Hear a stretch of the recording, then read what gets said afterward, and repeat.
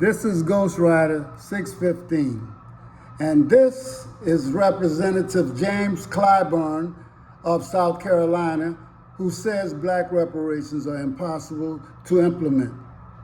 Anything is impossible to implement if you first believe in your mind or you have some notorious or nefarious idea or a plan against what you actually is supposed to be supporting.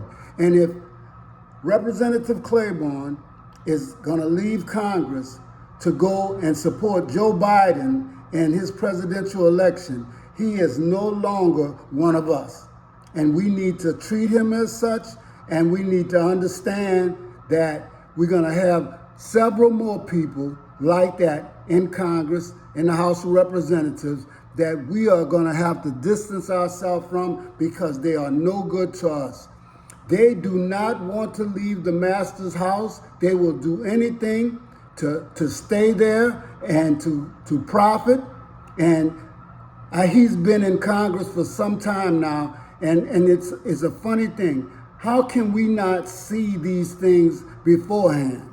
But irregardless to that, I want you to check out his response to somebody asking him about reparations, and we'll talk a minute. Watch this clip. As you say, You want to know if you support reparations? I'm sorry? You want to know if you support reparations? I support reparations other than that name. Y'all need to learn what reparations is. Y'all keep talking about a word. What it means to repair. It's cash payments for us. Hell no. You never get it. Why not? That's why we need your support. You got a lot of power. You will never get it.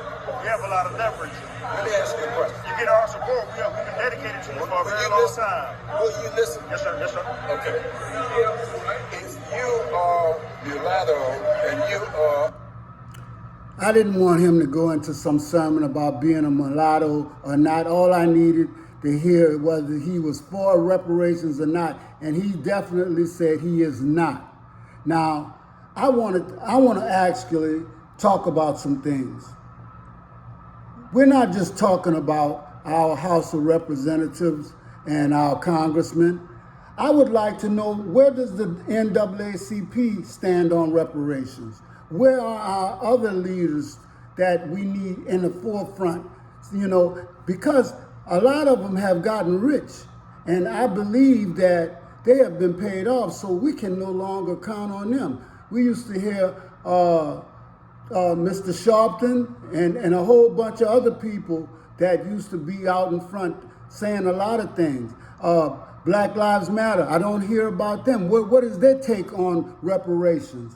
I have another person who's gonna talk about reparations as being handouts. Now, I'm gonna save my statements till after this, but I do think that we have lost our African minds, heritage, and where we come from. And if you don't believe we're from there, you have lost your relatives, your ancestors, ancestral heritage, okay? Because you only think about yourself, okay? And I'm gonna point that out to you after we listen to something this guy said we need to be doing, okay? And this is heavy. Who's going to be willing to say that we can put our own resources together, that we can build our own grocery stores, that we can buy our own land and build our own homes, that we can build our own schools, our own medical facilities, and stop looking for the handouts? Now, I believe that he is half right. He is exactly right. We as black people need to put together, you know, and accumulate funds and build our own communities, hospitals, you know, food markets, you know, and any other things that we need to be fully self-sufficient, okay?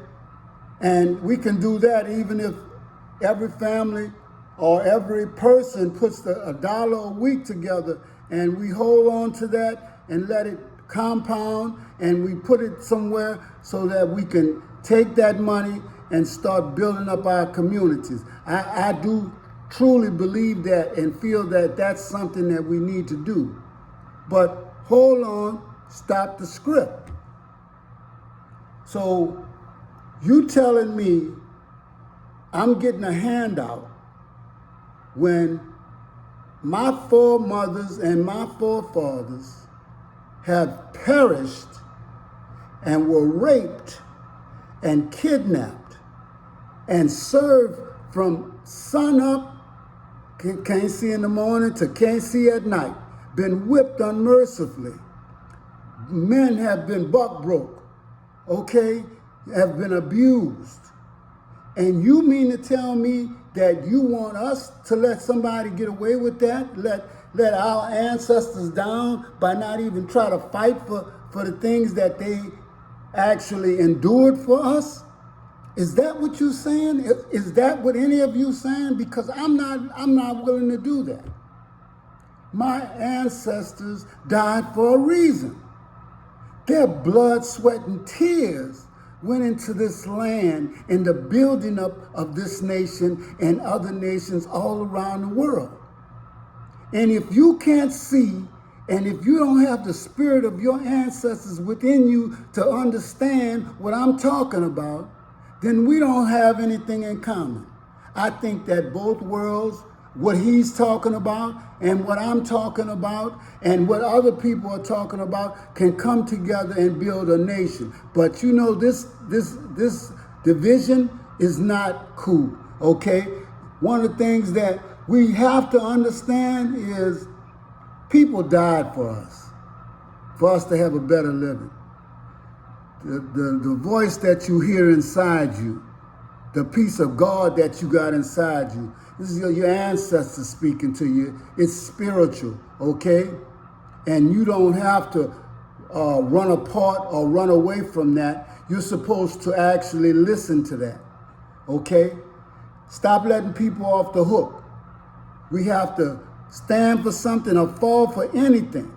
Now, when we are actually saving to build up our communities and build our hospitals and schools and all these other things, I'm telling you that the money that is owed to us can help us do that and more. We are a powerful people, but we don't act like it. We don't think like it. And you know what? Organization seems to be a curse word. I don't know why we have to feel like we all these different divisions. Just look at yourself in the mirror. We all may not be from the same tribe. We may not even be, some of us may not even be from Africa. I don't know and don't care. I'm claiming Africa because that is my heritage, and I'm doing it because I want to do it, irregardless to what any DNA says or anything. And I'm telling you, I'm going to fight for what is rightfully owed my ancestors and rightfully owed us. They did not get a chance to enjoy the fruits of their labor. And they died in this country to make it a better place. And we fought and did everything that we were supposed to do. And now it is time for our amends to be made, not only to ourselves, but to our ancestors for not doing something earlier. But it is also time to get paid. And this is a capitalistic society, and nobody respects you unless you have money, and money equates to power. This is something that we have to have, economic, political, and especially we need to have social power. This is 615, Ghost Rider 615, and this is all I have to say.